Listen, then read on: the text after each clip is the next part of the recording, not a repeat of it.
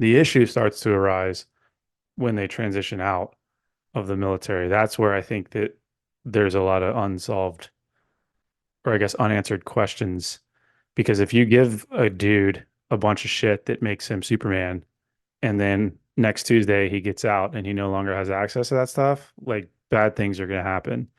And I don't think that there's enough continuity between active duty and VA from like really any standpoint to trust that you could just hand that case management over to the VA to somehow titrate them off of performance enhancing drugs or continue. I don't know. Hey team, welcome back to another week of Mops and Moes. No clue what episode number this is. We haven't tracked episode number in like a year and a half. I don't think we've done it since like episode two I or I three. did it first because every time I uploaded it, I had to like put in an episode number, and then I found out that I could just leave that blank and it would still upload just fine. Yeah, So like for like 50 episodes, I was keeping track of it. maybe we should just start coming up with. Welcome back, guys. This is episode 647 There we go. with Drew and Alex. Another week here with Mops and Moes.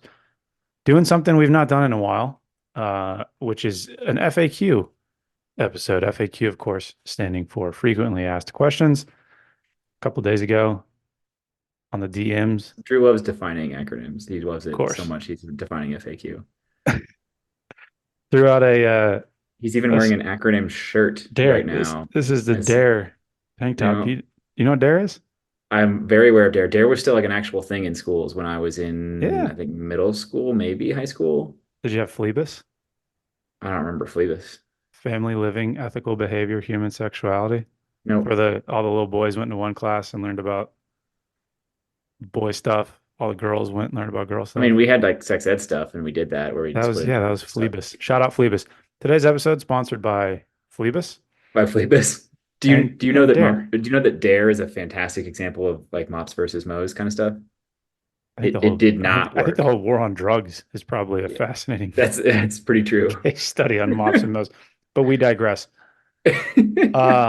FAQs, frequently asked questions, is what that stands for. We put up a story the other day on the Instagram, curated some questions from folks. I know we've said this, I think, every time we've done one of these episodes that we'll do them more often. But the point being, as you guys have questions, send them in. We compile them. We like to do these kinds of episodes. They're fun. Um, no real order, I don't think, to Nope. these. Totally Oh, random. yeah, we'll start from the top. We've got over a dozen. We may not get through all of them. We'll do our best. We'll try. But knowing the two of us, this could easily become a very long episode. So we'll start at the top. Alex, how much of your training is largely by feel? It depends on when you ask me.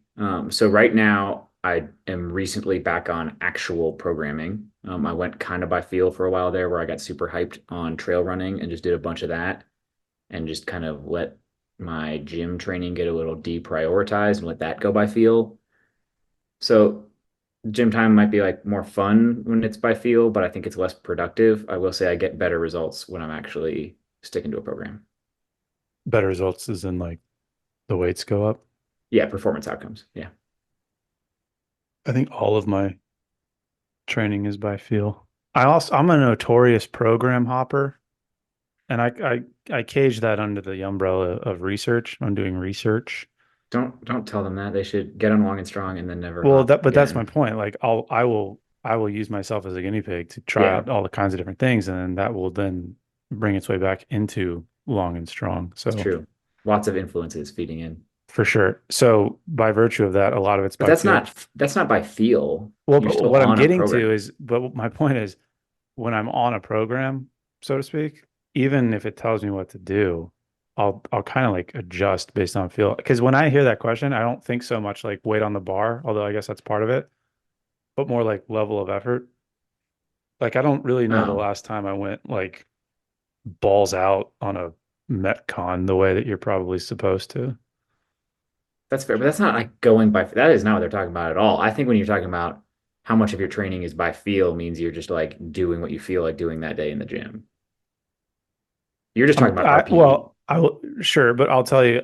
So to answer that second part of the question, I'm doing a lot more of that lately. And for people on long and strong, expect to see a lot more of that because I've been tinkering around with the idea of prescribing movement patterns, I guess, versus actual Mm. movements. So like squat and then letting people choose. Choose your own adventure programming. Yep. Exactly. I've played around with some of that, and there's some, I won't like plug people without sponsorship dollars, but there's some folks out there that are pretty good at that, and it's piqued my curiosity. So in that sense, there's a lot of feel involved. Couldn't tell you the last time I've done a strict percentage program. Mm. You want to know something that's going to frustrate you? I'm currently doing some strict percentage programming. Everybody fails at some point. It's just to like reboot because I was slacking on the strength work for a while. This is to get me back on the rails for a little bit. Um, that's all. I just tested some stuff. I like did some heavy triples or whatever and was like, man, that feels heavier than it should. And I'll get back on the rails and I'll be fine again. I'll get back on long and strong. It's fun. Once you get back, we'll be playing around with choose your own adventure programming. So Perfect. there you All go. right. Next question. So this next one, we should have had like who asked these. I'm a decent power lifter and I have a goal of running a marathon. What should I do? Short answer, run more.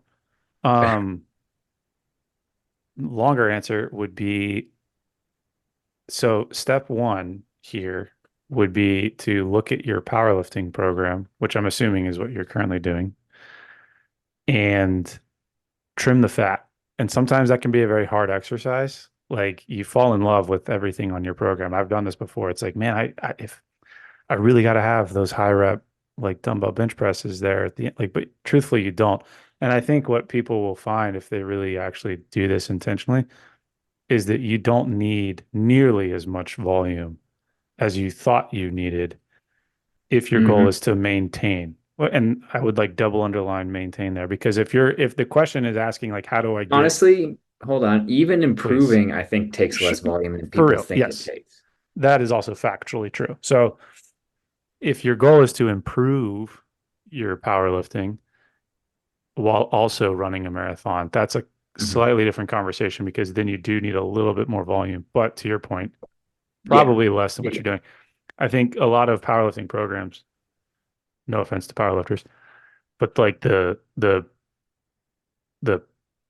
focus is there, and then there's a shit ton of fluff. And the fluff is what you have to look to get rid of if you're going to start introducing running. Now, to take this a step further, for a marathon, in my opinion and with my experience, it's actually a little bit easier to combine those two things because the marathon is an entirely different use of oxygen than weightlifting. If it was like a 5K or like a sprint situation, that's a little bit different. So what I would say, and I actually just put a program like this together for somebody today, actually. You could have like your 3 days of lifting, and I wouldn't really do any more than that. Hmm. So you that could be squat day, bench day, deadlift day if you want, or you can combine some, whatever, you can play with it. And then the other 3 days, assuming there's a recovery day, would be zone two work. Because again, based on the way this question is asking, or this question is being asked, I'm assuming this person is not coming to us with a robust aerobic base, which means that you can get away with some really low intensity running at the start. So maybe just for practicality's sake, maybe it's like three 30-minute runs a week. Or if you're like a like a super big power lifter, like maybe it's a 30-minute walk. Um, but we're working upwards in volume and intensity on the runs until you get into the like double digit miles. I would think that this is sort of anecdotal, but for a marathon, my runners out there might kill me for saying this, but I would say for a marathon, just like a recreational runner, you probably don't need to ever go any longer than like 12 or 13 miles in a single run. Obviously, weekly mileage would be more than that into the probably 20 to 30 mile range, maybe even more. But I think the last point I'll make before I turn it over to you, as you get closer to your event, assuming like you're trying to run like a scheduled marathon, as you get closer, I would really, really drop the volume on the lifting. You can still do it, but especially if this is your first time kind of being hybrid, I would trim the volume down real far 2 or 3 weeks out from the run, don't eliminate it, but just trim it down because by that time you really want to get confident with the running. And then once it's over, go crazy. I would add a couple things. One, and this is certainly a matter of opinion, and different coaches will take different strategies and stuff. What, Drew, how long did you say longest training run in there? Did you say 12 or Like 13? 12 or 13. I would probably bump that up a little bit for a marathon. I mean, a lot of people end up reaching a 20-mile run in their training pre-marathon. I don't know if that's necessarily necessary, but like I would in terms of rough numbers here, want to see something more like 15 or 16 before a marathon. Not a You could huge make the case difference. for like psychological purposes, sure. Yeah. That's not that's neither here nor there. That's kind of nitpicky program design stuff. The one I would think about bigger picture is a little bit of expectation management. And we don't have time to do a whole conversation about whether the interference effect is real and how it manifests. If it It's is, not. we agree. We've already talked about this before, but we just don't have time for that whole conversation here. But I will say, as you introduce that running, you may see your lifts either stagnate or maybe go down a little bit. You can call that interference effect, or you could call it what it is, which is just you are slightly more fatigued when you are training Hmm. now because you've added additional stress. That doesn't mean you are less strong than you were. You're just carrying more fatigue around with you on any given day. So your maximum strength potential might be masked by that fatigue. Some people get very scared, stressed out, upset by that. That's part of the process as you get into hybrid training kind of stuff, is understanding that you're carrying around a little more fatigue week to week, and that is okay. And that as you do some taper stuff, that's you're going to see that strength come back. That's fine. Two more things I'll add. One, you have to eat more because to your point with the fatigue, Extremely true. and again, this is I'm struggling with that lately. this is kind of predicated on the assumption that you're adding volume to your training by introducing the marathon piece. So just again, take into consideration your total caloric burn across a day or a week or whatever, and understand that you need to eat more. The other thing, which is kind of the last point I'll make, and that's something that you should not do, and this is something we've said before, plenty of people in the hybrid space will echo this. What you should not do is go get a powerlifting program and then go get a marathon program and just do them together. Don't do that. You can use the different plans as like a framework for combining things, but if you just stack those two things on top of each other, 100% of one thing and 100% of another thing does not equal 200%. It just equals you're going to die. So it's the last thing I'll say about that. But I think we answered the question, I maybe. think so. That If was you want plenty. some real specific answers, go to our website, sign up for one-on-one coaching, and we'll get you there. You'll win the marathon. Okay. Moving on. Moving on. How do you balance CrossFit and aerobic exercise like running and rucking? Before Drew goes off on this question, I want to say we kind of just did a podcast about this. Hmm.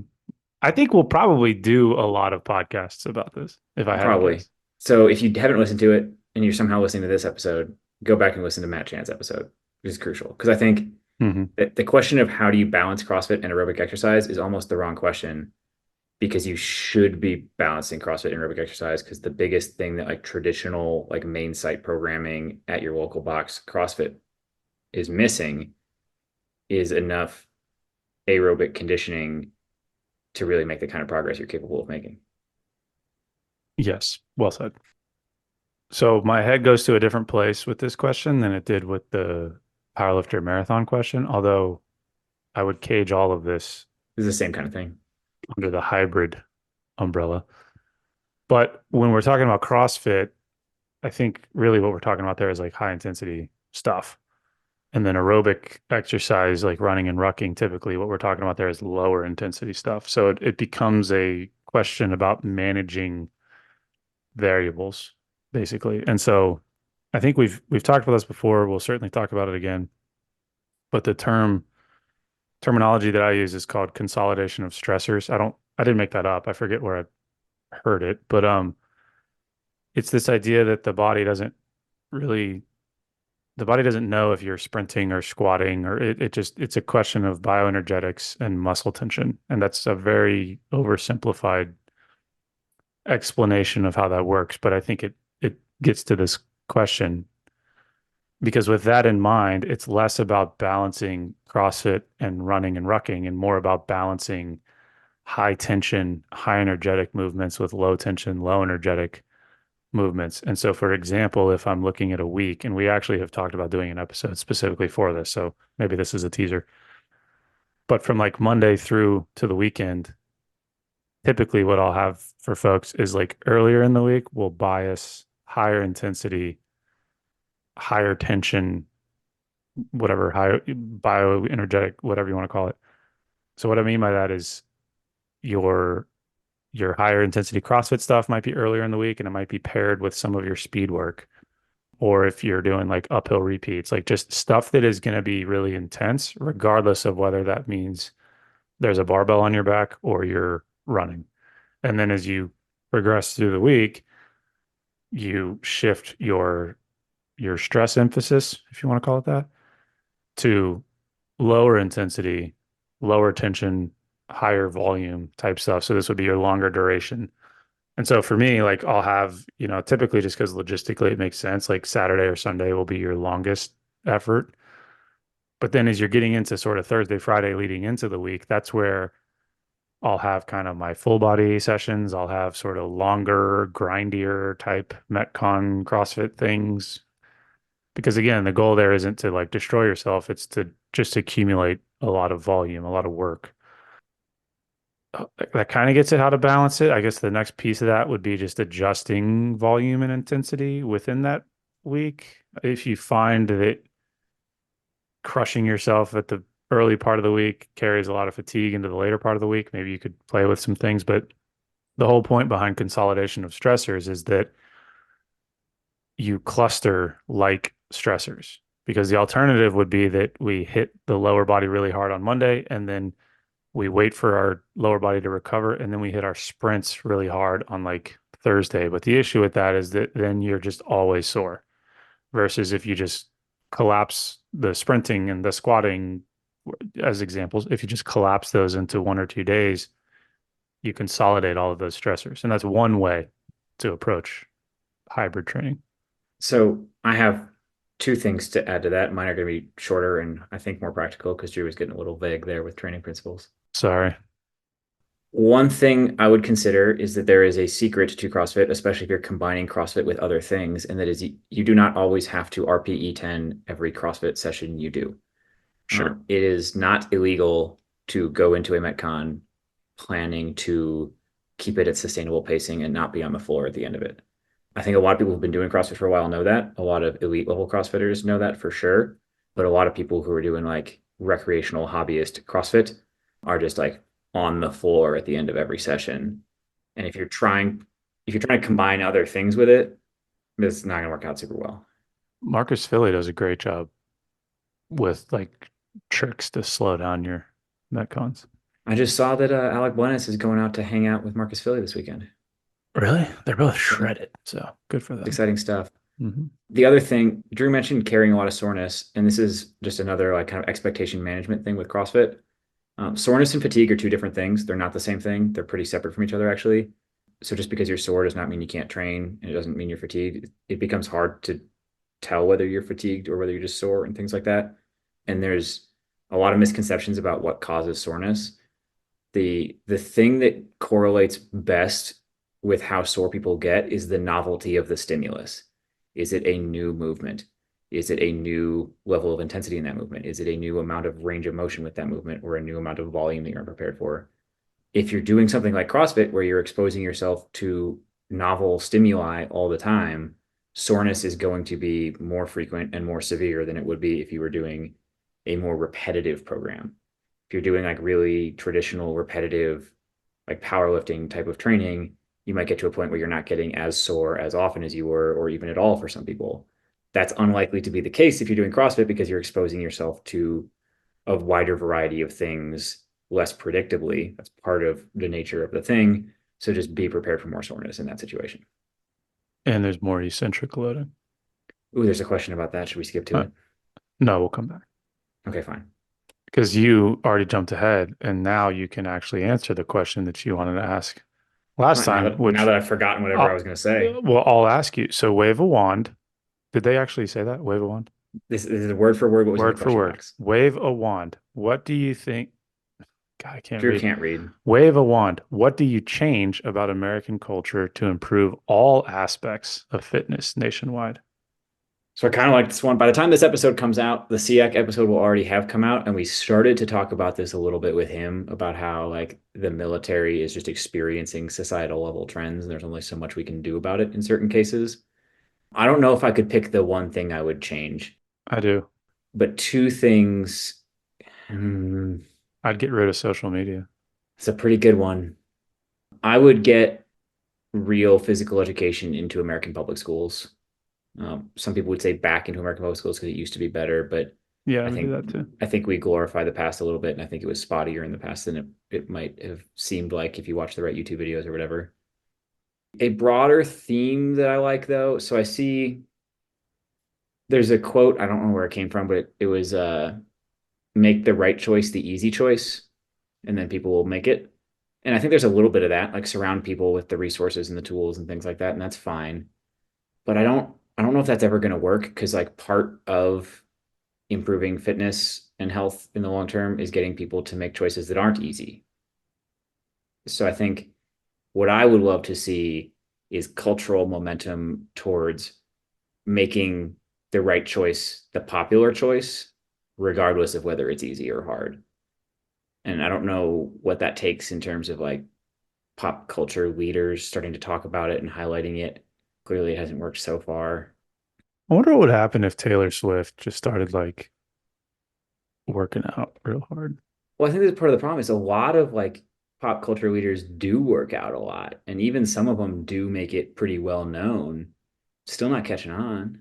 But yeah, I mean, I'm thinking of like even it just all seems so fake. Like I'm thinking of Play 60, which is like the NFL's thing. And they'll show these videos of like guys going to schools and kids running around and playing flag football and stuff, and that's fine. But like then you look at that La Sierra High School video. That's just like a different, it almost seems the approach that we're taking almost seems like too soft. Like I just Googled it because you asked, but like there's articles about the strength and conditioning program Taylor Swift went through to prepare for the Eras tour. Like if you're doing Yeah, like a but she's reasonably preparing physically for the demanding thing. tour. She's not talking about like being a better human. Sure. I don't know. I like this. Okay, this obviously becomes a huge question, but it's a fascinating one because if I could truly wave a wand and change anything, I mentioned the social media thing. I would also, and maybe we leave social media, we just get rid of the algorithmic Hmm. system that promotes likes and comments and things. Because I think one way to get a great message campaign out about fitness would be social media. You got to do something about the food system. Yeah, I think that's harder than we want it to be, though. And I would also add, but I know, but I'm waving wands here. Gryffindor. It'd be really cool to see a youth fitness campaign that was coupled with like a youth mental health Hmm. campaign so that we get rid of this idea of like mind and body being two different things. And you create this generation of people that understand that like they're very much the same thing. I think to your point, probably the lowest hanging fruit would be to have PE back in schools. I don't think we have yet reckoned with both the physical health and the mental health consequences on kids of isolation during COVID. I think Sure, I think teachers know about it, childcare workers know about it, parents of young kids know about it. I have a COVID baby. But like as these kids who were somewhere between the ages of like 0 and 13 when they went through COVID are like getting into the professional world, I think we're gonna like start seeing it more and more. But I think it was an issue before COVID. It was COVID. COVID didn't necessarily like create COVID anything didn't new. help. COVID exacerbated a lot of things that were Sure. already going on for sure. But it was an extreme case of some of that. Yeah. So I guess the short answer would be obviously PE in school. But like I would do it differently. Like it wouldn't just be like, let's go waste some time and play Yeah, yeah, yeah. It has to be like dodgeball. engaging quality stuff. It Yeah. needs to be sort of the foundation of the educational system. Mhm. Because then you could get in the conversations around like how prevalent is ADHD really? Have we have we talked about 0 hour PE on this podcast yet? The Naperville project and stuff like that? Yeah, yeah, yeah. Okay. I Yeah. think so. Yeah. Go Google that if you don't know what I'm talking about. It's pretty neat. Do you want to leave that one at that? Because Yeah, there's we so could talk about much. that for a long Yeah, time. that's dangerous. We should find some. Let's commit ourselves to finding some good resources on that and revisiting the question. Cool. Okay. Can you talk about how you run the podcast, equipment, scheduling, etc.? Well, I'm sitting here in a tank top with no shoes on, so that should give you some indication. This is a fun one. I do get asked this a lot, especially by people who are thinking about starting their own podcast and things like that. Good luck. I've made time to chat with a couple people on it before. I think as we were getting ready to start it initially, I was way overthinking it. I bought a book about it. I don't know if Drew knows this. I bought Did a book you? about like starting a podcast and read the whole thing, and Bless your it heart. made me think there was all this stuff we had to do. It turned like we still don't do 90% of what's in that book. It makes it seem way more complicated than it needs to be. What are we leaving out? What are we leaving out? Oh, we don't have like we're supposed to Soundboards? go on Fiverr and hire a voice actor and an editor to make our No. super cool canned intro that we play on every episode. Like No. there's so many. We haven't soundproofed the rooms we're recording in. We're supposed to record in either like a closet with a bunch of coats hanging around us or some like foam paneling. We skipped a I'm in lot of a key steps according to the book. I'm in a spare bedroom. I've learned over the 2 years of running this, like there are a lot of podcasts out there with really good sound quality and nice post-production stuff done by professionals that they paid to do it that nobody's Mhm. listening to. Um, Maybe Yeah. one day we'll get to that level of stuff, but it turns out just like talking about things people want to know about is a little more important than all the frills. So that's my biggest takeaway. If you're trying to start a podcast and want to know about it, start extremely bare bones, Be see if your cool. idea gets traction, like be chill more than anything. The biggest Yeah. takeaway we've gotten from guests, we've talked about this on air before, but it was the Rob Orr episode we did really early on, which I highly recommend. I had a popular Instagram post about load carriage recently that was summarizing a review article by Rob Orr and colleagues. We had him on the podcast. We should probably bring him back soon, but he's kind of the load carriage guy. So go check it out if you missed it. But after that podcast, he sent us a note about like, that was great, guys. It just felt like a few gents having a chat. And like ever since, we've like tried to stick to the like just a couple gents having a chat vibe where it's not scripted. There's no like thing where we make them introduce themselves and awkwardly decide how humble to be about their bio and stuff. Try and keep it pretty low key. But to answer the specific questions on here, Trying to figure out what microphone I have. it's a Yeti Blue, There you Drew. go. I can tell you what it is. Drew and I both have Yeti microphones with wired headphones. Yep. We have the little arm things to help position them a little bit. I have an influencer light. I do not. Drew's cooler than Mm. me. I don't have a ring light, sorry. Mm. And part of that is because we don't keep the video. True. One day we do need to start keeping the video because a lot more people will find us if we can like put all this stuff on YouTube. Well, we did. Do you want so we use Zoom. Mhm. We did use Riverform. It's Drew can never remember the name of it. He's called it five Riverform? different things. It's called Riverside. Riverside. Shit. I'm sorry. Right. I was convinced it was Riverside, which is a podcast specific platform. And there are a But few others, like I think Podbean might be one of them. yeah, and on Instagram when we post sort of the closeout videos of the episodes, that is on Riverside. But man, the lag on that was horrendous. It's tough. You need really good bandwidth for that, and you Yeah. need to know that your guest has pretty good bandwidth, and you need to know that your guest has a pretty good camera, Yep. and like all the and like there's also a requirement because like the resolution lowers while you're talking to them, but it's Hmm. uploading in high resolution, so the video you get afterwards is high resolution, which means your guest can't leave the browser window until all their video uploads afterwards, which is really awkward to explain to a guest. We were not about to do that to the senior enlisted advisor to the chief of staff. Exactly. Like, hey, can you hang So out for a little bit longer? No? Okay. Shit. so we haven't embraced that yet. Like that does produce a higher quality video product and it's awesome and we might use it for some things. But we're just not to the point where we need to do that yet. And a lot of the guests, I think, appreciate the fact that the video doesn't matter and they don't have to care about Yeah, how they it's look pretty and their relaxed. background and stuff. You already said we use Zoom. We use That's the other Zoom. one. And then I use Spotify's like native podcast thing. It used to be called something Hmm. else, but Spotify acquired it. I use that for the actual hosting of the RSS feed. And then all you have to do is get all the other major podcast platforms. Like you have to connect your RSS feed to those platforms, and that's it. Once you upload, it picks it up every week. So we record the episode, then we come back typically at a later date and record the intro because we decided very early on that it's incredibly awkward to have been hanging out with somebody off air for a few minutes, press record, and then act like you guys just logged on. So we were like, screw it. We'll just be talking to somebody and I'll just randomly hit record.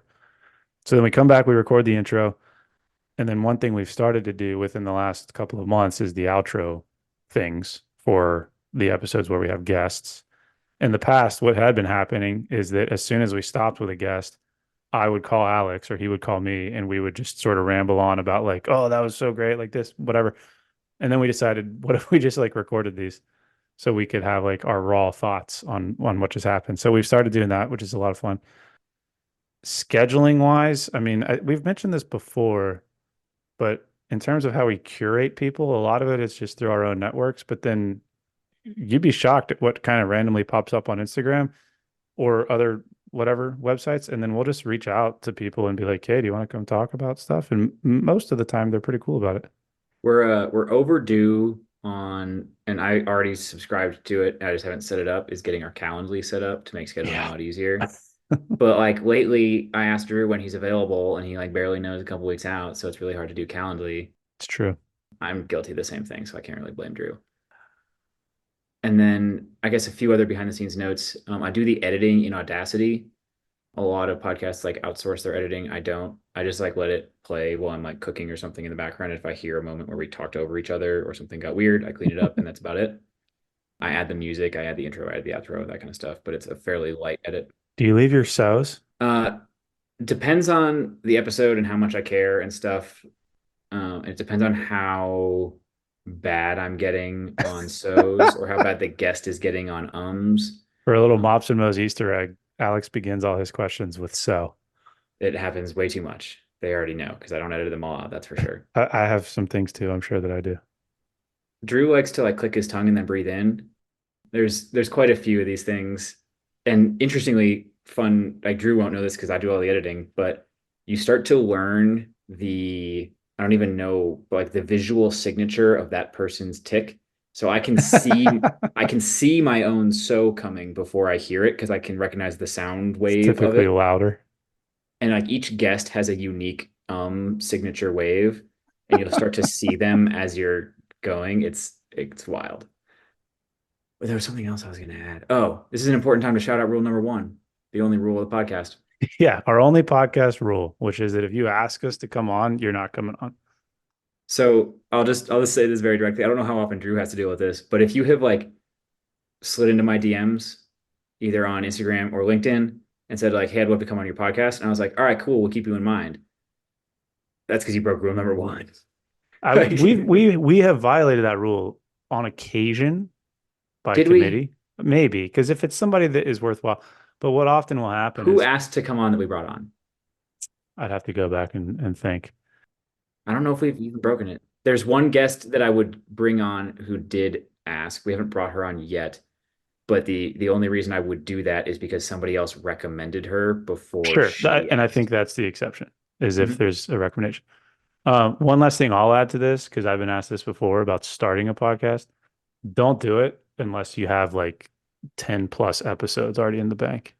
But ironically, we ended up throwing away most of the episodes we had in the Yeah, bank we because did. Very quickly, you will catch up to your backlog very quickly. yeah, And we do that a lot. So we we made it 2 full years now on this podcast. I think we crossed the two full maybe, years mark. I would sure. have to go back and check, but I think we're at 2 full years and we have not missed a week yet, which is kind of crazy that we haven't taken like a podcast vacation yet. But that is because we go through seasons where we record multiple episodes in a week for a few weeks so that we have a nice backlog and then you have time to edit them. And that Hmm. way if you miss a couple weeks, it's fine. And then occasionally we've gotten to like scraping the bottom of the barrel where we record the episode on Wednesday and have to have it ready by Sunday. That's a little bit annoying because I still have like a life to live and a day job and stuff like that. We try to avoid that. Yeah, right now I think we've got like 4 weeks worth of stock, which is pretty good. Maybe five after this one. Hell yeah. Hmm. Okay. We spent a lot of time on that. We should move on. Yeah, we should. This is the one that you said you were going to disagree on me with. Correct. Yep. If I don't have a chest strap, should I use the heart rate on my watch? I'm gonna let you go first because your No, you answer go is first. You yes. go first. My answer is no. And I think for a few reasons, the jury's wrong. Do you want me to expound on my answer or just say no and let you tell me why? Sure. Expound on your answer and then I'll go. So, wrist-based heart rate. So, first beat is the algorithm that most of these devices use. It's the green lights that you see on your wrist. And I mean, right off the cuff, you could see how that might cause issues, just the way that it's interpreting all the different physiological, quote unquote, data points that it's using to determine your heart rate. Will it give you a number? Yes. Are there more accurate ways to do it? Yes. So if you don't have a chest strap, and I tell this to every person that trains with me, I don't care about your heart rate off of your watch. I would rather we use something like ventilatory threshold or some other passive metric like nose breathing. Ventilatory threshold, for folks that don't know, basically choose like a 12 to 15 word sentence and run at a pace that allows you to say the sentence in a normal cadence. That would be kind of your zone two. One, I don't put a lot of stock in heart rate based training anyway because of the reliance on technology. But if it's coming off of your wrist instead of your chest, I could not care less. Now, feel free to disagree with me. So, I mean, I agree with a fair amount of that. I just disagree with your overall answer. I think Yes, but What Drew said about like training based on like subjective measures of exertion compared to heart rate is fine, but that's not what the question was. The question was like, can I use the heart rate for my watch? We might not necessarily always be prescribing based on heart rate, and that's fine, but it doesn't mean you can't trust the heart rate data you're getting retrospectively or whatever. A lot of people formed really strong opinions about the accuracy of wrist-based heart rate monitoring 10-ish years ago, or even like 6 or 7-ish years ago. And wrist-based heart rate monitoring has like gotten measurably better in the few years since. So it depends on how old your device is. And if you have a relatively recent device, it's probably a lot more accurate than a lot of people think from some studies conducted just a few years ago. the one I saw just gave me a 7% margin of error on the Fitbit and the Apple Watch. Well, I wouldn't choose 7%. Apple Watch for accuracy of optical heart rate necessarily, but that will 7% is also not terrible. I mean, So here's and let's go through some categories of when it's going to be more accurate and less accurate because that's going to be important. I would not use wrist-based heart rate, and in some cases, I wouldn't even use chest-based heart rate for any activity. Well, chest is going to be fine for activities where your heart rate's changing a lot, but your body position isn't. So if you're doing like change like intervals, hit sprint interval training, whatever, things like that, because the watch can sometimes get like stuck on a heart rate and not pick up rapid changes very well. So I would think a chest strap would do pretty well in those situations. A situation that's definitely going to be a problem for wrist based and might also be a problem for chest based is if your body position is changing a lot. So if you're doing like CrossFit type workouts where you're doing a bunch of different movements, especially if any of those movements involve you bending over or getting on the ground and getting back up, I would not trust your heart rate, your wrist heart rate at all in that scenario. Yeah, so there are some specific limitations that are going to make it way, way worse and throw the error much farther off. But if you're doing steady state cardio, it's going to be pretty decent. yeah, but ventilatory threshold works regardless of body position, Okay. and it's easy, and you don't even need a watch. I don't think it works regardless of body position. I don't think if you're changing body positions, you can do your sentence thing. You can't talk while you do burpees? I mean, if I'm doing a bunch of different dynamic things, it's going to be pretty hard to talk without it getting interrupted by other stuff. Then you're going faster than zone two. Well, sure. Okay. And I only really care about heart rate when I'm talking We've about zone fallen two. into a trap of like people who have listened to only certain episodes of ours and people who are listening to this conversation might think that like all of your stuff should be zone two. And we're No, not saying that, but you just implied that. no, I only ever use, maybe this is too dogmatic, but I only really ever use heart rate when I'm doing zone two. So you're using heart rate specifically to set a ceiling on people's Yeah. intensities. That's like when I actually reflect back on like I don't know at this point, hundreds, thousands of athletes Mhm. that I've used heart rate for, it's only ever to do zone two. Because beyond zone two, if Well, I'm you like, implied a whole part of this question that wasn't there. sure, but like we've now entered a tailspin into a rabbit hole. So I do beyond lots of zone training that's two. not zone two, and Sure, I know, heart but rate data is beyond, still useful to me. is it though? I know how hard I have to work to go a certain speed. Like that's useful information. If I do the same run, if I do like the same trail run, I can look at heart rate data from the two different times and see differences, and that helps. Do That you take matters into account ambient temperature, for sure. time of year, what you ate Yeah, before? probably not what I ate before now. Well, and that's why when I get beyond zone two, I'm more interested in pace. Okay, but I'm very interested in the pace compared to the heart rate. That's fine. But you could also do pace compared to ventilatory threshold. That's the whole point of ventilatory Sure, threshold. but I might not be doing zone two. Fair. So do we think that you could use, well, okay. So it sounds like you are okay using heart rate on your wrist, even though the number is not Yeah, correlative to your but I'm actual probably heart not rate. prescribing the workout based on it, and that's where we Okay, agree. fair. So we agree Yeah. there. I just use it as Yep. like some helpful information to see how the workout was. Well, I think if we say it like this, that heart rate is a proxy for effort level. Hmm. And And it's so not the for best one. right. And so from that perspective, all it is a number. Hmm. So if you do only have a watch and the number on the watch is not actually indicative of your heart rate, it doesn't really matter all that much as long as you're consistent and you're not comparing a run you did on Monday where you only had your watch to a run you did on Friday where you had a wrist or a chest monitor. Sure, sure. So maybe we agree more than we thought. Yeah, that Look at usually us. happens. Look at us. Is there any benefit to training eccentric specifically? Do you want to talk about what eccentric is? Eccentric training is anytime the muscle is lengthening while it's contracting. That's all. So it's the Yes. often referred to as the negative The when you, lowering phase, yeah. if you will. Yep.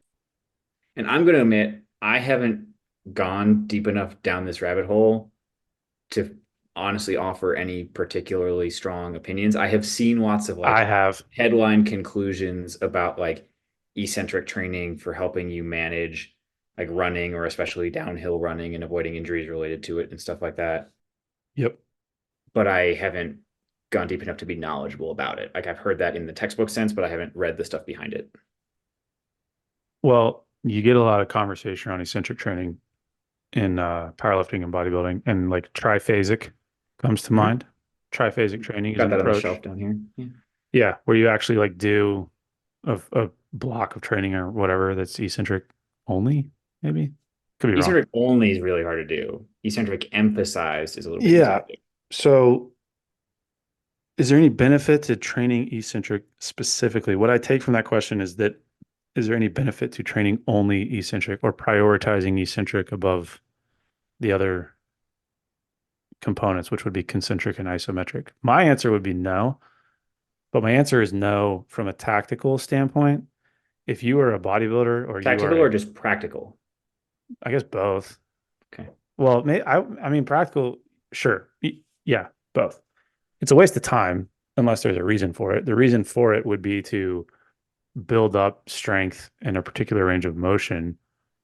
Or if you're like plateauing on a movement and you want to inject a slightly different, more intensive stimulus, then you could do like some tempo squats or whatever, where you're actually lowering slower than you normally would. That would be eccentric training.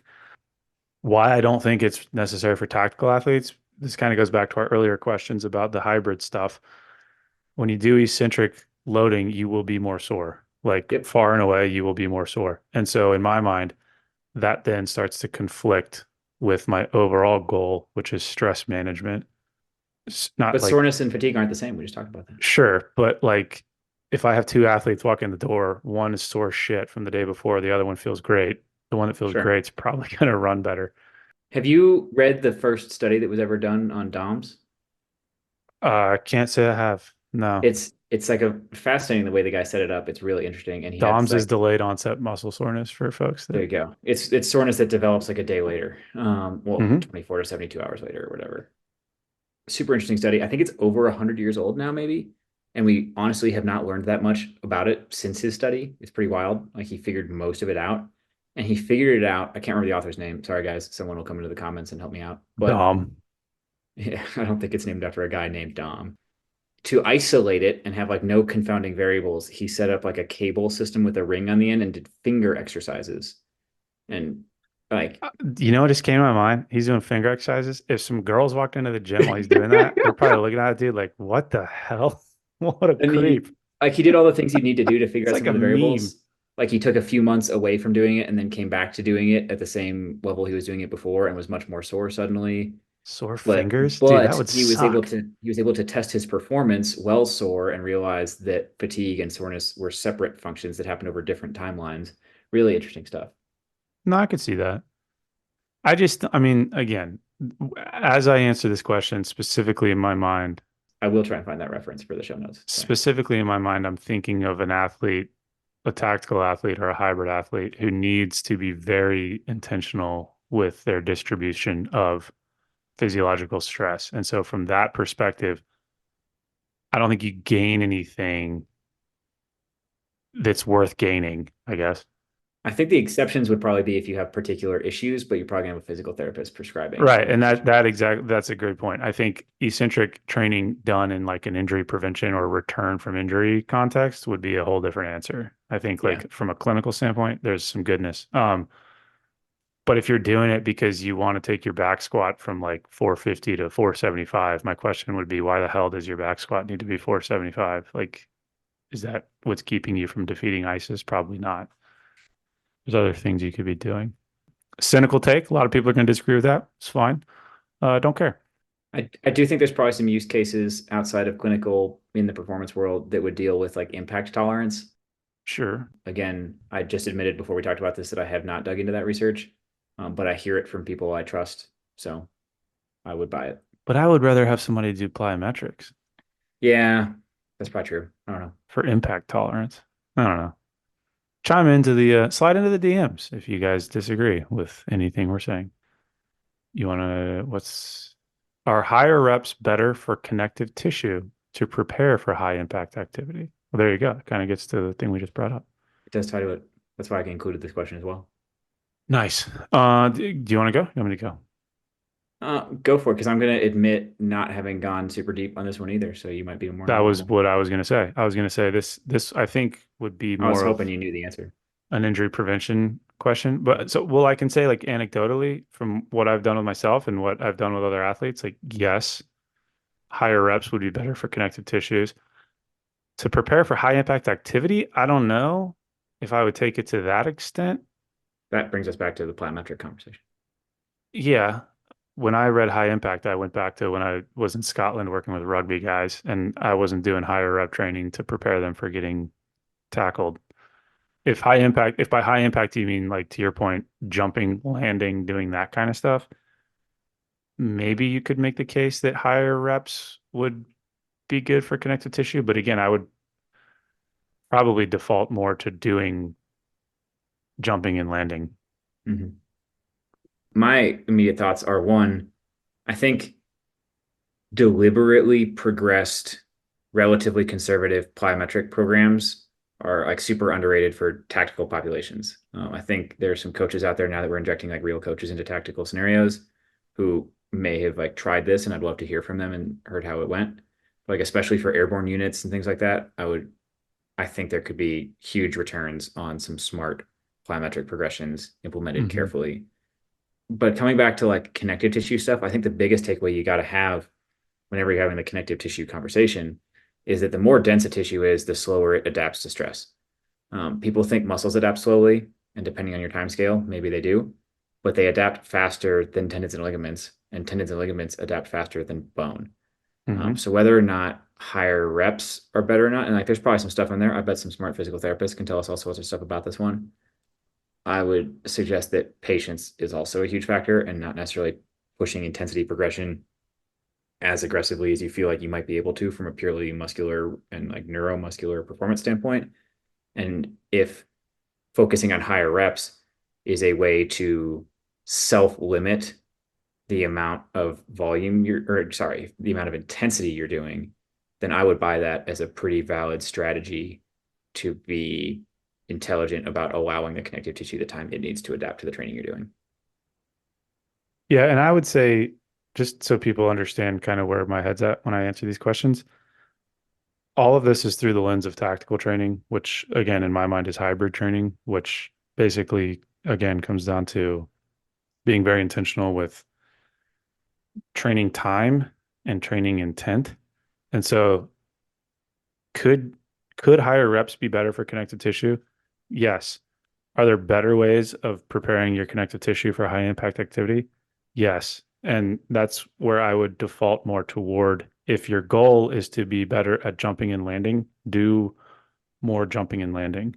Don't look for an end around because you don't necessarily want to do jumping and landing, if that makes sense. Cool. You might be well suited to answer this one. Any tips on changing the culture around fitness in the reserves? So as a guy who's in the reserves, yeah, I have a little bit of experience with it. Not that much experience because I've only been in the reserves for a couple of years and I'm not very good at it yet, and I still don't understand half the weird reserve acronyms. But I did successfully navigate my way to being an IMA, which is my whole goal. I wasn't really going to stay in the reserve unless I could pull that And you're off. a major now. Almost by accident, man. Didn't really intend to do that. I'm not sure whether I should Sir, like say this on a podcast. Like I might get in trouble for it. I don't know. I didn't like attend drill for the 6 months leading up to getting promoted to major. I was transitioning. I was moving. I was considering getting out of the reserve if I didn't get the position I was trying to get. All sorts of other things. Yeah, I'm not a very good reservist, so maybe don't ask my opinions on any like most things related to the I reserve. think But I it have sounds like you are a good reservist based on everything maybe, you just said. but I do have a lot of opinions on fitness in the reserve, and I'll set this up with like a tiny vignette of my first assignment in the reserve, which I did consistently attend drill. I promise.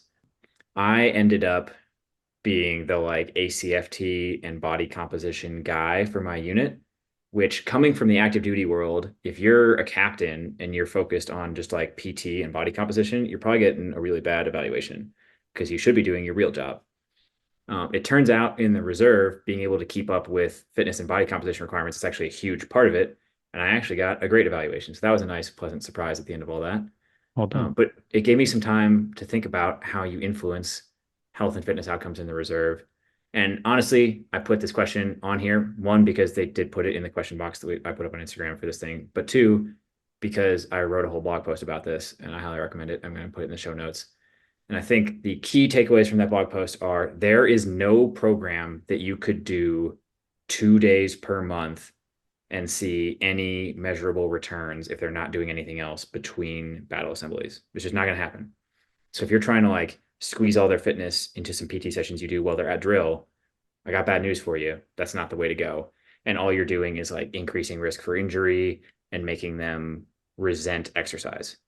I think what you should be aiming to do when you have them present, knowing that they have most of their time to themselves, is number one, teaching them some things they can go use, and number two, getting them to care about it. And that means that, like, more even than in most scenarios, I think having them enjoy it at least a little bit is probably pretty important. But then articulating, like, finding enough like variety and creativity that you find something that different people with different approaches to fitness can like, and then having real conversations about how it impacts long-term health outcomes, mental health, stress management in life and work, like all the other things, like getting them to care. And you'll see it in the article. There's a discussion of like domains of learning, cognitive, psychomotor, and affective. That's all in there. I wrote the blog post for a reason. Go check it out. I want to ask you a question, and I'm going to do it through metaphor. Sometimes when I go to the farmer's market, I don't have cash with me. So in some farmers markets, you can go up to a table and you can purchase with your debit card a lot of these little wooden poker chips.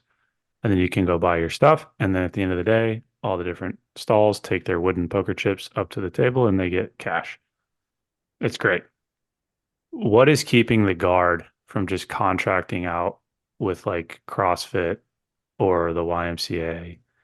And you, as a guardsman, get like an ID card that grants you access to any of those facilities. And then at the end of the month, there's a portal that exists where those facilities could then like redeem their guard points and money would be paid out from that contract. I know some, I don't know about reserve, but definitely some guard units have like contracted out some fitness things, but that usually is in the form of either like having a contractor that you can reach out to for coaching stuff or like on-site education where they come to your drill and teach you some things. What you're talking about is getting people access to facilities, and there's a two-part answer to this one. A really popular suggestion that a lot of people give is like the active and fit direct thing, which is where you can get like pretty steep discounts. I think it might be unique to USAA members, and we can't force everybody to go be a USAA member. And USAA has gone pretty far downhill in recent years, actually. I have Um, USA. but the active and fit USAA. as a USAA member, then you have access to Active and Fit Direct as one of your membership benefits, and you can get pretty steep discounts on a bunch of chain fitness outlets.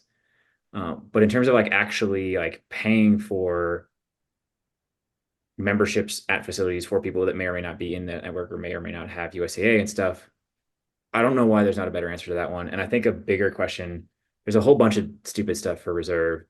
The whole line of duty scenario, I think many reservists are a little bit afraid of doing serious physical training between drills because they're worried about getting injured. And they know that if they got injured during training, not at drill, they would not be covered like an active duty soldier would be covered.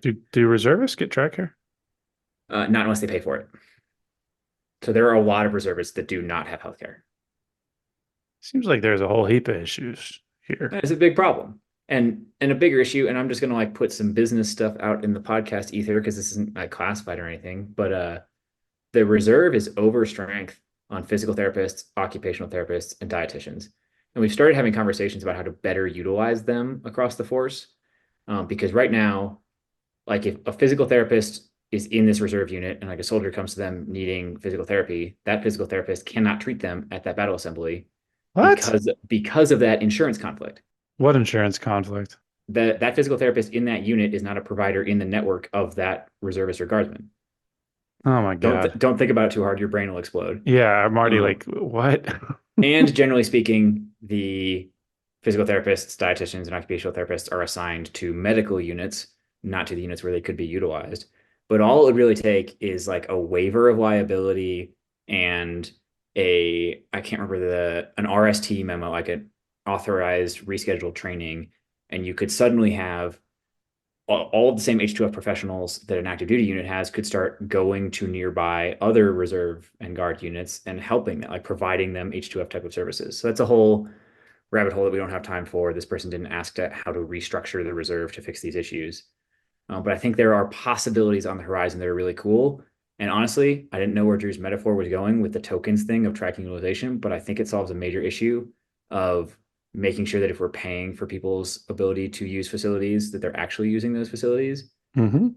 Now, the big asterisk I'll put on that is everybody wants more resources and they are convinced more resources will get them fit. And I'm not convinced that is the case. You can give people infinite resources. If they weren't going to use the things they had already, they're not going to use the extra things you give them. So I would need to see a pilot study of some kind done to see if there was like enough utilization rate to justify Well, it. so then do you raise the standard for, because I have this sort of other hill to die on at some point, which would be that like it should be easier to get kicked out of the military if you fail a physical fitness test. So like if you're in the guard and you can't pass the test, like shouldn't you not be in the guard anymore? I'll tell you the answer that the Guard and Reserve have come to, and the answer is no. We generally do not almost ever kick people out for fitness tests, even Well, multiple because if failures. so, then if there's no impetus to like be fit, people aren't going I to be fit.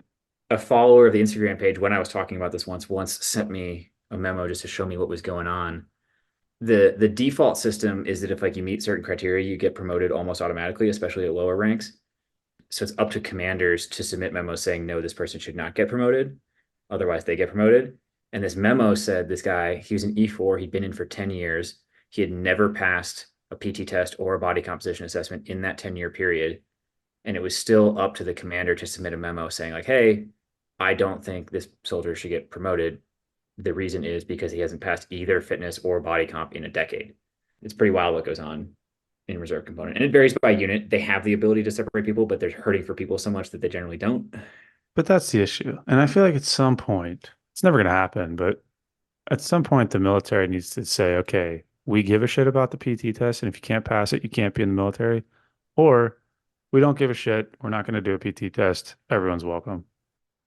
Because straddling the line, just you end up with all these issues. But we should do a reserve fitness podcast.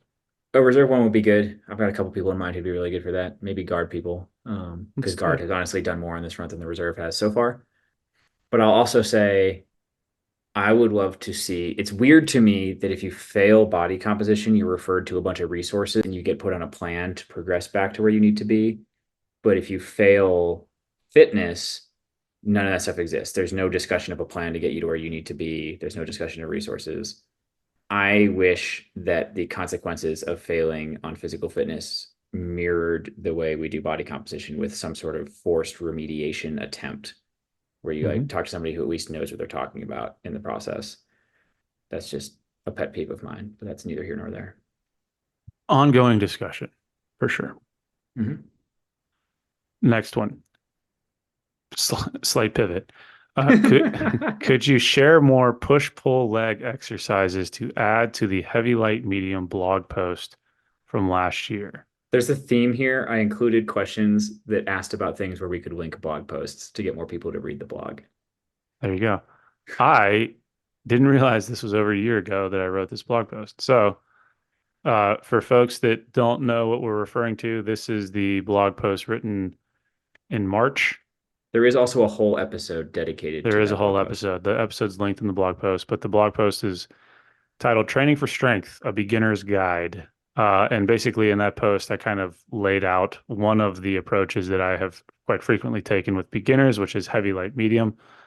I won't get into the weeds on that, but part of the heavy, light, medium approach is having a heavy, medium, and light version of different movement patterns. So, for example, in the blog, I used for squats, the heavy squat was a back squat, the medium squat was a front squat, the light squat was a split squat. For pushing, heavy was bench press, medium was incline bench press, and light was overhead press. And then for pulling, heavy was deadlift, medium was Romanian deadlift, and light was barbell row. And so basically, the way that that is set up is that just by virtue of biomechanics and like just how people work, like typically your bench press is heavier than your overhead press, just as an example. So I'm guessing what they're asking for there is just different options for that. One of the things I don't think I outlined this too explicitly in the blog post, but there's nothing that says you can't do the same movement for all of those. So like heavy backs for your squat, heavy, medium, and light could all be Drew, you back just squat. said you weren't going to go that deep on the heavy light medium part, and now you're going super heavy on the heavy light medium Well, part, and you're not answering the can you share more exercises? well, but this is an exercise. The exercise would be a variation on the on a singular exercise by introducing Oh, tempo. but what you've done is instead of offering other exercises, you've made them only do squat. We're going in both directions. You're making it worse. We're going in one direction. We spent an hour talking about podcast equipment. I think I might be able to go into the weeds on exercises. Going into the weeds is fine. Give the guy who asked some Exercises. exercises they Okay, can fair, do that are fair, fair, in fair, different fair. movement patterns. You So actually another this gives you an opportunity to go back to what you talked about at the very beginning of this conversation, which is like the choose your own adventure style programming, sure, where the coach provides a movement pattern and then there's a perfect. menu of exercises within that movement pattern that the athlete can pick from. Give them some Give them examples. some damn exercises. So for legs, for squats, just off the cuff, and feel free to jump in here whenever. Overhead squat to me would be a light variation, like a Bulgarian split squat would be another light variation. You're not really going to get much heavier than a back squat. I guess you could throw Zercher. Depends on who you're talking to. That's fair. You know who I'm Zercher, referring to. Zercher squats could be in there. You could even get weird with it and have high bar versus low bar. Typically, your low bar would be heavier than your high bar. And these are all barbell based. So obviously, and I mentioned this in the blog post, like if you switch to dumbbells for some of these, it's a whole different ball game. For pushing, you could do close grip bench press, you could do decline bench press, you overhead press. I talked about push press could be in there. Push jerk if you wanted to. Again, dumbbells, barbells, kettlebells, odd objects, floor press you could do. I'm sure there's people listening just screaming different exercises out at their, at their steering wheel. Like, Well, this is kind of reminding me. So some self-reflection here for a second. I've been doing a lot of my learning like out loud in public over the last few years. And if I go way back to my earliest content, a lot of it's a little bit embarrassing or really, really basic or whatever. But there's a post back there that I had to pull up while Drew was talking that I might revisit and like make a new version of, which was my physical training checklist. And it allows you, and like we also incorporated this into the physical training planning worksheet thing I made a while back that some people have been using. But I think we owe people who are interested in this kind of stuff just an explanation of like what the foundational movement patterns are, which not every coach agrees on the exact same list of foundational movement patterns, but pretty close. And a bunch of examples of exercises within each of those movement patterns. And that's a pretty simple kind of content to make. So I can probably slap something together for that. Sure. For pulling, we've got deadlift for main deadlift and barbell row on here. You could do sumo deadlift. You could play with your grip. I mean, you could do switch grip or just double overhand. You could introduce straps if you wanted to. I already hate the direction you're going because we've bastardized movement patterns into the push pull legs model, which is Yeah, not of that good a course. model. I know, but it's within the context of heavy I light hate medium. describing a deadlift as a pull when a deadlift is a hinge. They're different. Good. You They're must be different things. They're different you things must because be somebody's fun gonna at be like deadlift parties. is for legs. Like it is It's like for deadlift is everything. legs. Deadlifts are for your soul. There's no reason to be alive if you can't deadlift. You know who said that? I've heard it a million times, but I can't remember who said Magnus it. Ver Magnuson, There you go. greatest strongman of all time. One that I don't have on here that I actually love is pull-ups and chin-ups. Those count Yeet. as pulls. You can do weighted, unweighted. So, I mean, I guess we answered the question. Just threw a shit ton of exercises out there. The world is I your would just oyster. encourage people to Go crazy. move beyond push pull legs. My list, if I were going to put it out there, hinge squat lunge, push pull carry with like extra bonus ones, That's not heavy light medium drag though. and brace fast twist. I know it doesn't fit into your 3x3 boxes, but it's better. Taylor Starch is out there flipping out right now. He's actually probably running around the mountains. He's here in Colorado Springs right now I too. saw from his Instagram the other day. Yeah. I was very proud of myself because he is a Colorado Springs local. He grew up here, not far from where I live, actually, like just up the street, like probably less than a mile north of me, even. What's the demonym for somebody from Colorado Springs? I don't know if there's one for the Springs, I mean, just Colorado and Colorado No, there's Springsian. I don't every know. every location. Demonyms for folks that don't know. Here's a vocab lesson. Like I'm from Charlotte, North Carolina. I'm a Charlottean, a New Yorker. It's a fun little exercise you can do. Just here's some weird I demonyms. I Googled it. The first result is that some say Colorado Springs doesn't have a lasting demonym, but the few of the results that pop up are super weird. Springers. Um, Springer is one of them. Springster is one of them. Springsteen is one of them.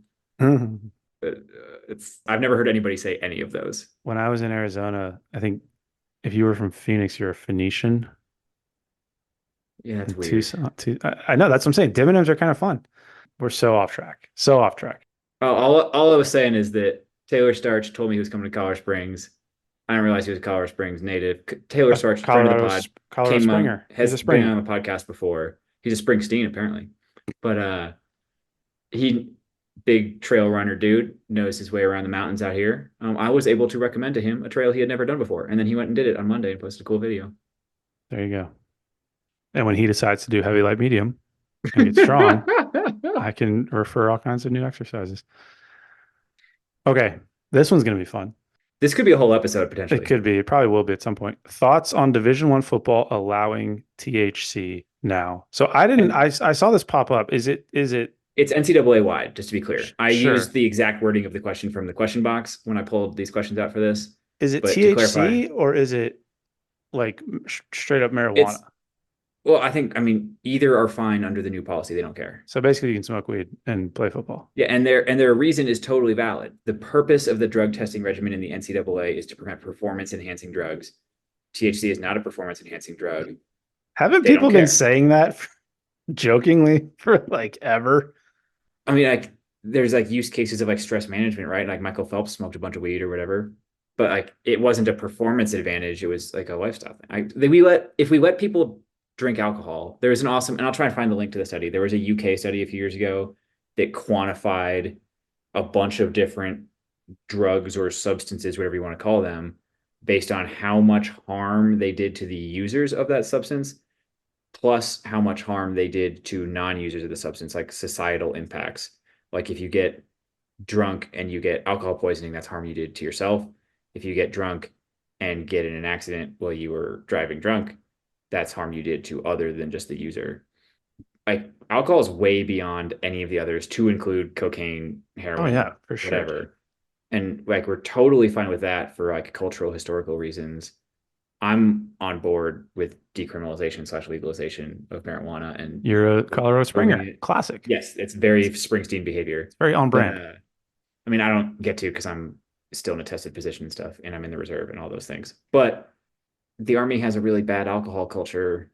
Why are we Mm. spending all this time, effort, and money worried about marijuana when we're tolerating some really, really bad alcohol stuff? But to bring it back to the NCAA, it totally makes sense to remove it from the testing regimen because the testing regimen isn't for like enforcing that, it's for enforcing performance enhancing drugs. Yeah. Okay. Disclaimer. I've never smoked weed in my life. I am the worst person to talk to about drugs. I've never done drugs. The only thing I smoke is the competition. Um, and for people that know me, you'll know that I've used that a lot. So they're shaking their heads. I'm probably in agreement with you. I don't know. My thing is like D1 sports have already gone to shit once they introduced NIL. Like now you're giving kids millions of dollars and it's an unrestricted free agency every year. Like, of course they're going to do drugs. Like, not to bash the college kids, but like I am very interested in THC as like a mental health solution. And so from that angle, I think there's a lot of goodness in allowing athletes to have it.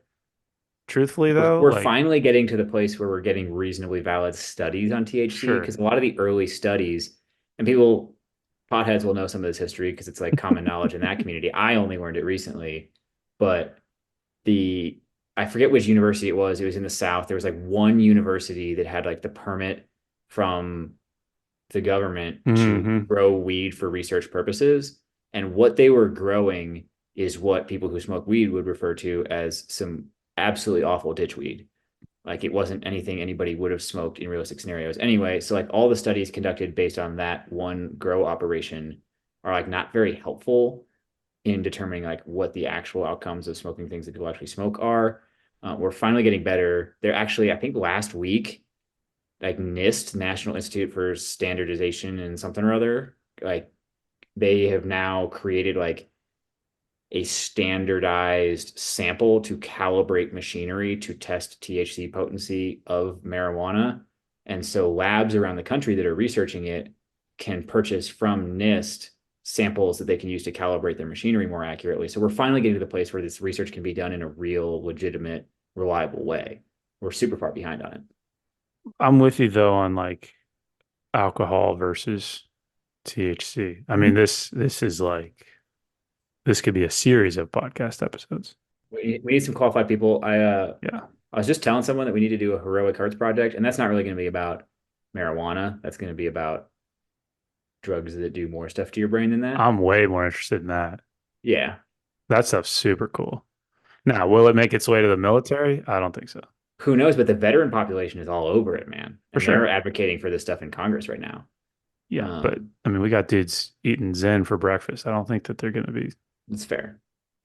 But I will say, if you haven't, and did I use this FAQ setup to plug old episodes and blog posts? Sure, maybe a little bit. Go back and listen to the Kagan Gill podcast if Oh you've not yeah. listened to that one. It's absolutely incredible. Just as a teaser to get there, because this is the clip you'll hear at the very beginning of the episode.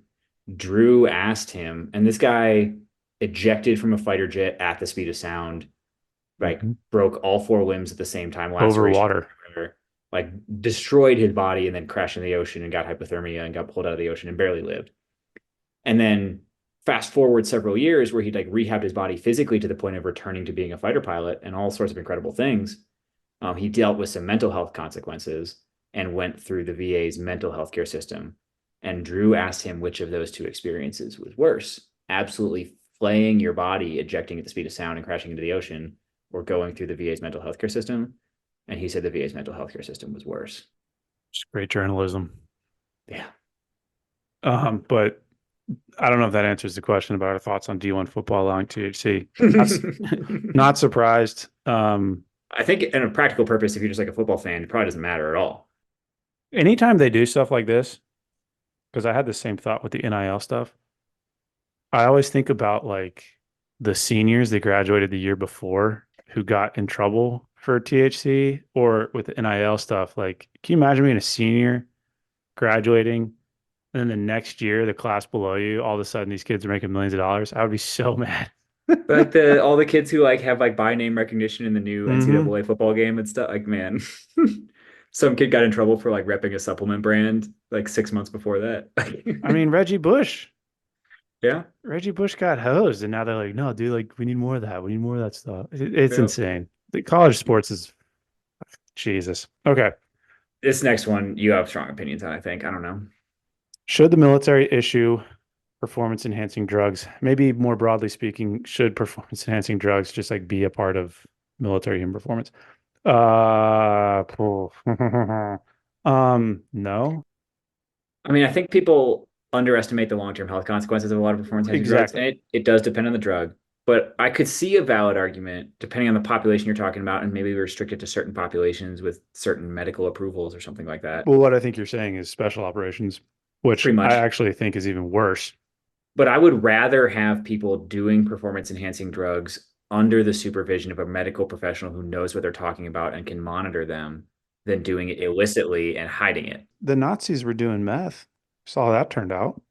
I mean, They got their ass kicked. you would be surprised what the US government is willing to give to a pilot if that pilot has to stay in the air for a very long time. No, that's It's true.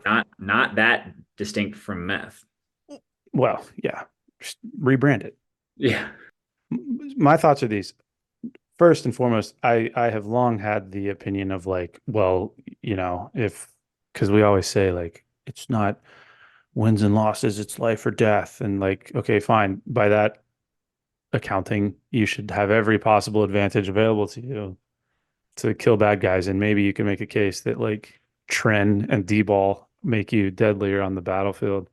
Fair enough, but I guess my thought from a longevity standpoint is let's say we start issuing performance enhancing drugs, and let's say that makes soldiers more lethal and they're able to stay in the fight longer and all the good things.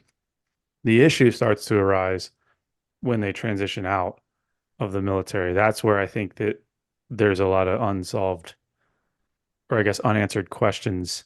Because if you give a dude a bunch of shit that makes him Superman, and then next Tuesday he gets out and he no longer has access to that stuff, like bad things are going to happen. And I don't think that there's enough continuity between active duty and VA from like really any standpoint to trust that you could just hand that case management over to the VA to somehow titrate them off of performance enhancing drugs or continue perform. I don't know. And I say all that knowing that there's probably some dudes out there in corners of the military that are involved in this kind of thing, maybe intentionally or otherwise, who might have a different opinion. That's fine. I'm just saying from where I sit, that would probably be my thought. I think that there's certainly an upside to it, but the downside from just an Mhm. overall health and longevity perspective probably outweighs it in this instance. I agree on that as the broad conclusion. I would just add, and this is not super related to the things people are thinking of when we say performance enhancing drugs, but there's a super fun Wikipedia article titled List of Psychoactive Drugs Used by Militaries. A pretty short list, but it was only in 2017 when the US Air Force stopped giving pilots straight up amphetamines. Now I think dextroamphetamine might still be given to pilots. I'm not totally We've had sure. enough pilots on. We should ask them. You guys doing But drugs? I mean, one of the pilots talked about go pills, and he wasn't real Yeah. specific. I think he was referring to modafinil, which is for sure still used and is not amphetamine. The military specifically sought it out as an alternative to amphetamine because of addictiveness and stuff. But yeah, still in use by a bunch of different countries, including ours. Yeah, when pilots say go pills today, they mean modafinil. And it looks like, according to this article, dextroamphetamine is no longer approved. But interestingly, once you start taking drugs that make you go, go, go, you also have to figure out how to get quality sleep again. So we also give them sleeping pills, which they refer to as no-go pills. So you take your go pills and then you're done flying and you take your no-go pills. And you can imagine that that might have consequences for long-term health Yeah, I and was gonna longevity. say, and we wonder why there's bad Yeah. outcomes. I think if given the choice, like going back to the question about having a wand, I would rather see psychedelics used in veteran rehabilitation Yeah, and we're gonna do an episode before. on that soon. I think Yeah, yeah, we yeah. have to. We're But I'd overdue. rather see that than steroids and whatever for Mhm. soldiers. Yeah, agreed. I bet that's probably going to be a divisive question. Sure. I would love to see people engage with that one.